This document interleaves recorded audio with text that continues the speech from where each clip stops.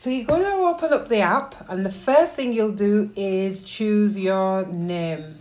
Once you've chosen your name, you can start to build your rocket. So as you can see on the left, there are all your components for your rocket, and all you have to do is put them together. Now think about this. Think about what a rocket actually looks like. So you should have seen so far through this course roughly how rockets are structured.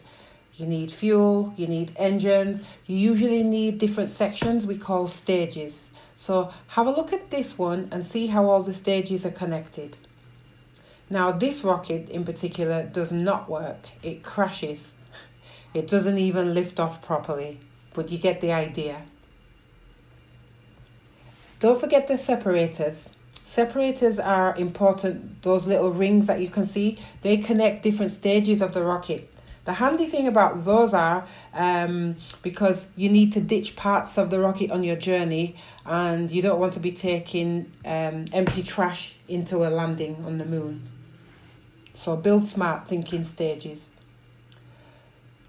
Can you see now here, when you click launch, if you try to launch but something's missing from your rocket, you'll get a warning.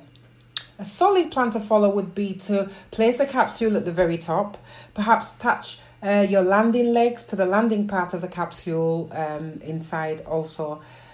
I didn't on mine. These legs are your insurance policy. If you land or try to land without them, your rocket will go boom, just like mine did. Engineer's note here. Every piece should have a purpose. So think about that when you're planning and putting your rocket together. Don't be afraid to try and let it explode and try again. That's the whole point of this. So, as you know, my poor rocket exploded on the launch pad because it was really badly designed. But I can go back and try again. I can also have a look at a model rocket which shows you exactly how an ideal rocket should be built, and you can test it. So you can see the readouts of the milestones, 1 kilometer, 10 kilometers. Here we go. We've passed the Kármán line. As you'll know, the Kármán line is the measurement where you are officially entering space or you've left Earth's atmosphere. If you look to the bottom left, you'll see it says liquid fuel.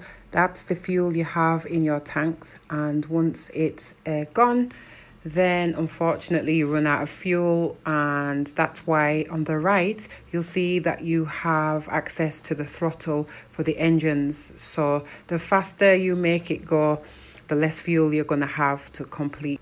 Now I'm out of liquid fuel and it's just floating in space, and what's going to happen is it's going to head back to Earth, nose diving. You can deploy the parachute, which you're supposed to do before you land, but as you see here, if I try to do it in a vacuum, it won't happen. So now, hopefully, you have the heat shield in place and the capsule is descending towards the Earth.